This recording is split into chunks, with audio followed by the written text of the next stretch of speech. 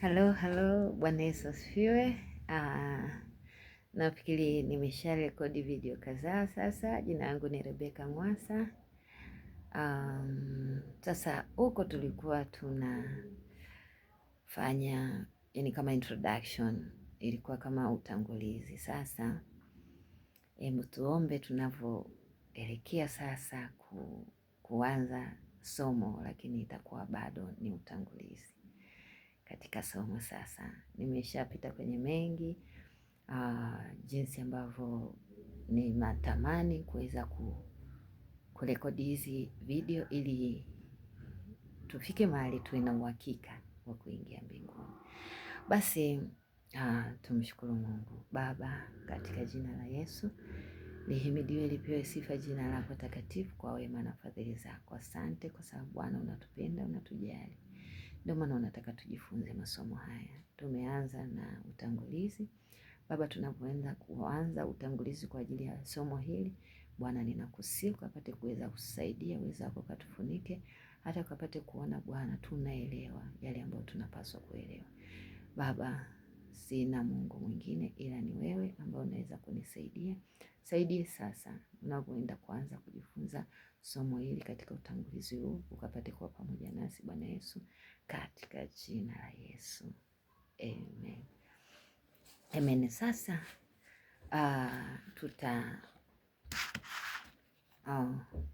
tutaanza kwa nini, yani jinsi vile nimejifunza.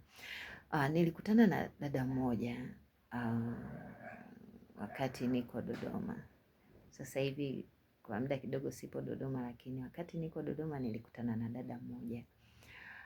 Huyo dada tulisalimiana, tukafurahiana sana. Alikuwa amekuja kikazi, baadaye akawa amerudi sehemu ambayo yupo mpaka sasa.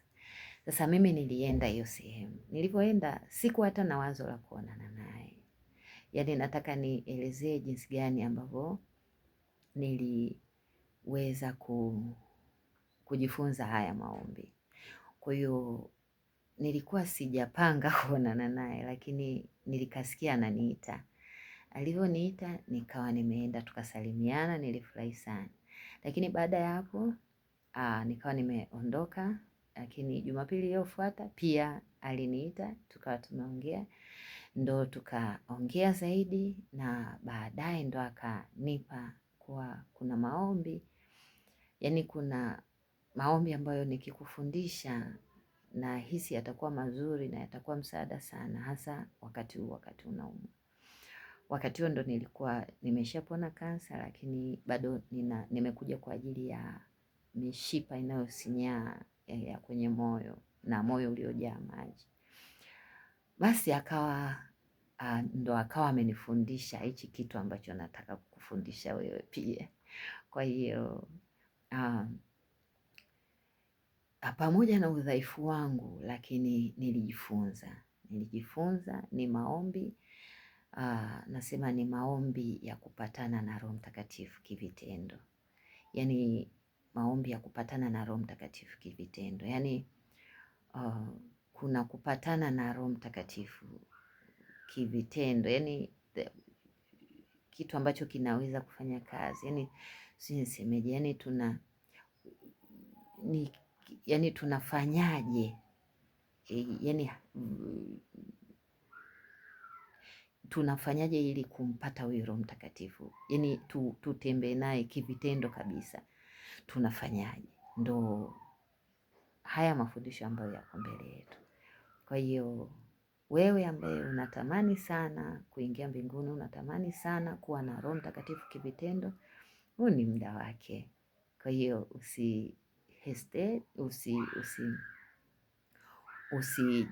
usiache kuangalia hizi video, uangalie video ili kadiri tunavyoenda tutaanza kujifunza hatua kwa hatua. Kwa hiyo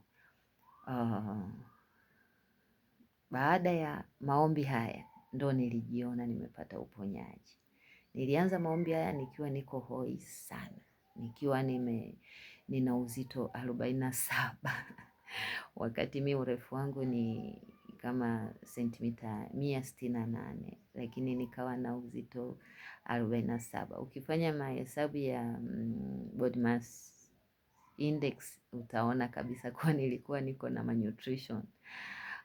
Kwa hiyo sasa nikapata uponyaji, na baada ya uponyaji nikaendelea kuomba maombi haya, nikaendelea kufanya vile vitu vinavyotakiwa kufanya, na sasa ninatamani kuwafundisha wengine ili na wao pia wajue wema wa Mungu.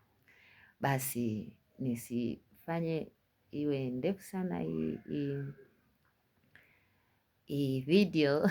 Mungu akubariki sana, na tunapoenda sasa kujifunza, tutaanza sasa somo lenyewe, lakini bado pia tutaanza katika utangulizi wake na tutaendelea mpaka tutafika pale tunapotaka kufika. Kwa hiyo sasa video ijayo